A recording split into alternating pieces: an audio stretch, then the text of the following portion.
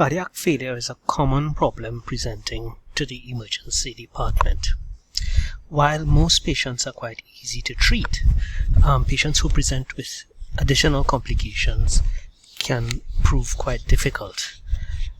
This short series of 3 lectures takes us through the pathophysiology of heart failure, its clinical presentation, and the rationale for different treatment options.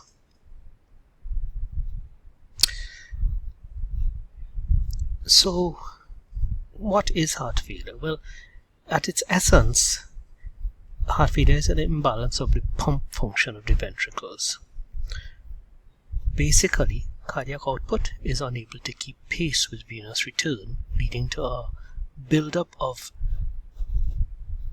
pressure on the venous side and poor outflow on the arterial side.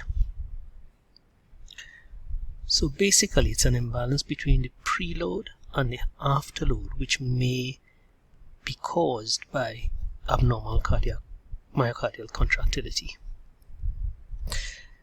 This is a disease of the elderly, and these figures demonstrate this. It is the commonest cause of hospitalization in patients over 65 years old, and the cost in the United States in 2002 was $15 billion. The prognosis is quite stark. The 2-year mortality for someone in congestive cardiac failure is 35 to 50%, while the 6-year mortality is up to 80%. And the actual mortality depends, at least in part, on symptom severity. So let's think about this pathophysiology now. Cardiac output is affected by preload, afterload, and myocardial contractility, as we said before. But the most common cause of diminished cardiac output is impaired myocardial contractility. And mechanisms for this can include decreased ventricular contractility, as seen in myocardial infarction or cardiomyopathy, ventricular outflow obstruction, including hypertension or aortic stenosis, ventricular inflow obstruction, such as is seen in mitral stenosis, and volume overload, as can be seen in mitral regurgitation or aortic regurgitation. And finally, it may be precipitated by arrhythmias, atrial fibrillation being a very common cause. So, bear in mind that this balance between venous return and cardiac output is regulated by several hormones and neurogenic factors such as the sympathetic nervous system, the angiotensin-renin system, and atrial natriuretic peptide. And an imbalance in these hormones, or a response of these hormones to the afterload problem of cardiac output, can actually make things worse. This forms the basis of treatment in some situations, as we will discuss in our final lecture. The other thing to think about is the Frank-Starling curve. So usually, as preload increases, myocardial contractility increases to keep pace so that cardiac output can keep pace with preload.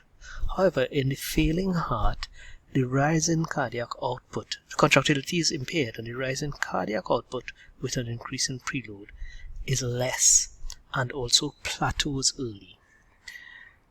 A ventricle that is stretched cannot respond appropriately to further stretching by an increased preload. If you think about this, one of the ways to reduce the pressure on the heart is to reduce the preload, reduce the dilatation of the ventricle, and therefore bring it back to a more normal functioning, where the Frank-Starling curve will respond normally to increases in preload. Again, when we talk about treatment, we'll talk about this in more detail. And just one last little thing to think about, which is the difference between systolic and diastolic dysfunction. In most patients, the problem is systolic dysfunction. The heart cannot contract well enough to remove or to push the entire systolic volume out into the systemic circulation.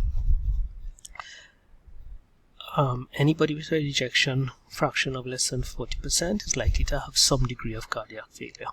However, in some groups, particularly in older patients, the diastolic dysfunction may be the predominant problem, and that is to say, the ventricle is stiff and non-compliant and cannot dilate sufficiently to accept the blood coming from the venous circulation.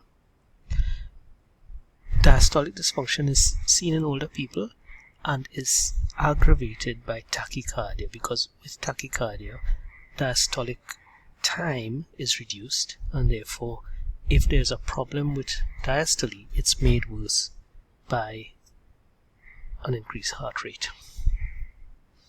This is a less common cause of heart failure.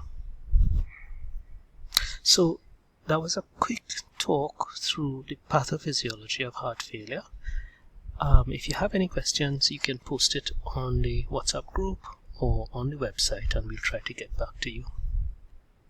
So in summary, heart failure is caused by an imbalance between venous return and cardiac output, and it may be systolic, which is the most common cause, or diastolic, which can be seen in older people.